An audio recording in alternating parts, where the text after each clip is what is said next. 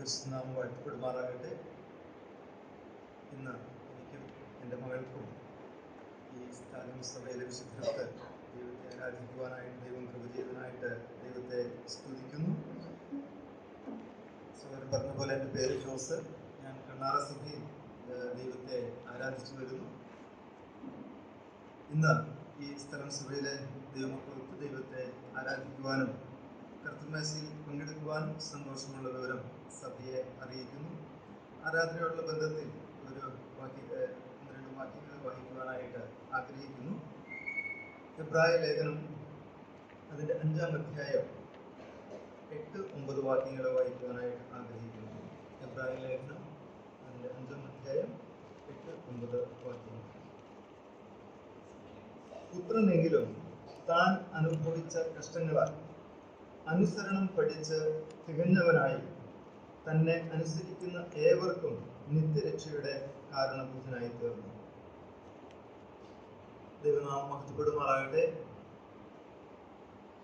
നമ്മുടെ കർത്താവ് നമുക്ക് രക്ഷയുടെ കാരണഭൂതനായി തീർന്നത് എങ്ങനെയാണ് എന്നുള്ളതായിരിക്കുന്ന വസ്തുതയാണ് ഈ ദൈവവചനത്തിൽ വെളിപ്പെടുത്തുന്നത്. റോമാലേഖനത്തിൽ അതിന്റെ 5-ാം അധ്യായം 19-ാം വാക്യം നമുക്കവിടെ കാണുവാനായിട്ട് കഴിയും. ഏകന്റെ അനുസരണക്കേടിനാൽ സകലർക്കും ശിക്ഷാവിധി വന്നതുപോലെ ഏകന്റെ അനുസരണത്താൽ എല്ലാവർക്കും നീതീകരണം സംഭവിക്കുമെന്നത്. അതെ, ആദ്യ മനുഷ്യനായിരിക്കുന്ന ആദം ദൈവത്തിന്റെ കൽപ്പനയെ ലംഘിച്ചതിനാൽ സകല മനുഷ്യർക്കും ശിക്ഷാവിധി വരുവാനായിട്ട് ഇടയായിത്തീർന്നു.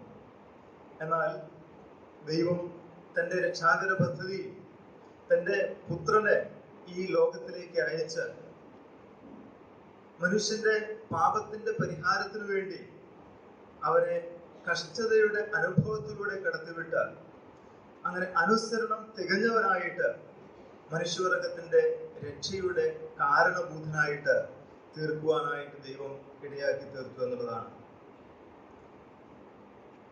ഞാനും നിങ്ങളും നാം ഓരോരുത്തരും നമ്മുടെ പാപത്തിന്റെ ശിക്ഷയായിരിക്കുന്ന ആ ശിക്ഷ നമ്മുടെ ശരീരത്തിൽ അനുഭവിക്കേണ്ടതായിരിക്കുന്ന വ്യക്തികളാണ്.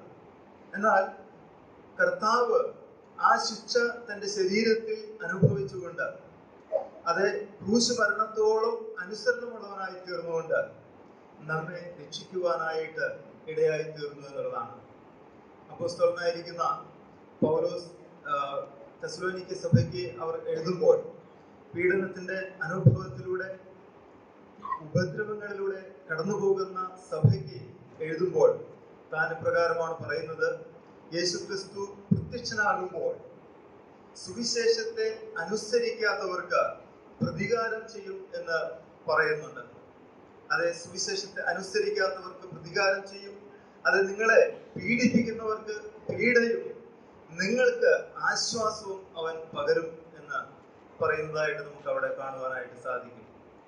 അതുപോലെ തന്നെ 2 തെസ്സലോനിക്കർ 1-ാം അധ്യായത്തിൽ അപ്പോസ്തലൻ പ്രകാരം പറയുന്നു: സുവിശേഷത്തെ അനുസരിക്കാത്തവർ അവർ നിത്യ ശിക്ഷാവിധിയിലേക്ക് നീങ്ങും എന്നുള്ളത്. 2-ാം അധ്യായത്തിൽ താൻ പ്രകാരം പറയുന്നു: കർത്താവിൽ പ്രിയരെ, ദൈവം നിങ്ങളെ രക്ഷയ്ക്കായിട്ട് തിരഞ്ഞെടുത്തിരിക്കുന്നു എന്നുള്ളത് കൊണ്ട് ആത്മാവിന്റെ വിശുദ്ധീകരണത്തിലും സത്യത്തിന്റെ വിശ്വാസത്തിലും രക്ഷയ്ക്കായിട്ട് തിരഞ്ഞെടുത്തിരിക്കുന്നു എന്നുള്ളത് കൊണ്ട് ഞങ്ങൾ നിങ്ങൾക്ക് വേണ്ടി എപ്പോഴും ദൈവത്തെ സ്തുതിക്കുവാനായിട്ട് കടപ്പെട്ടിരിക്കുന്നു എന്നുള്ളത്. പ്രിയ ദൈവജനമേ, നാം ഇന്ന് ദൈവത്തെ ആരാധിക്കുവാനായിട്ട് കടന്നു വരുമ്പോൾ നമുക്കും ചെയ്യുവാനായിട്ടുള്ളത് നമ്മുടെ കടപ്പാട് ദൈവത്തോട് നിർവഹിക്കുക എന്നുള്ളതാണ്. അതായത് ദൈവത്തെ സ്തുതിക്കുക. ദൈവം നമ്മെ രക്ഷയ്ക്കായിട്ട് തിരഞ്ഞെടുത്തു എന്നുള്ളത് കൊണ്ട് അതെ, കർത്താവിൽ പ്രിയരെ, അത് യേശുക്രിസ്തു മുഖാന്തരമുള്ള ദൈവത്തിന്റെ സ്നേഹമാണ് നാം രക്ഷിക്കപ്പെടുവാനായിട്ട് കാരണമായിട്ട് തീർന്നത്. അതെ, നമുക്ക് ഈ അവസരത്തിൽ നമുക്ക് ഓർക്കുവാനായിട്ടുള്ളത് നമ്മുടെ രക്ഷയ്ക്ക് വേണ്ടി കഷ്ടത അനുഭവിച്ച ആ പീഡനത്തിലൂടെ കടന്നുപോയ നമ്മുടെ ശിക്ഷകളെ തന്റെ ശരീരത്തിൽ വഹിച്ച അത് ഗെത്സമനെ തോട്ടം മുതൽ കാൽവരി ക്രൂശ് വരെ നമ്മുടെ ശിക്ഷകളെ വഹിച്ചതായിരിക്കുന്ന, കഷ്ടതകളെ ഏറ്റതായിരിക്കുന്ന, അവൻ ചമ്മട്ടികൾ കൊണ്ട് അടിക്കപ്പെട്ടു. അവന്റെ താടിരോമങ്ങൾ പിഴുതെടുക്കപ്പെട്ടു. അവന്റെ തലയിൽ മുൾമുടി അവന്റെ ശിരസിൽ വെക്കുവാനായിട്ട് ഇടയായി. അവന്റെ മുഖത്ത് തുപ്പുവാനായിട്ട് ഇടയായി. ഈ ശിക്ഷകൾ, ഈ കഷ്ടതകൾ, ഈ നിന്ദകൾ, ഇതൊക്കെയും നാം ഓരോരുത്തരും ഏൽക്കേണ്ടതായിരുന്നു.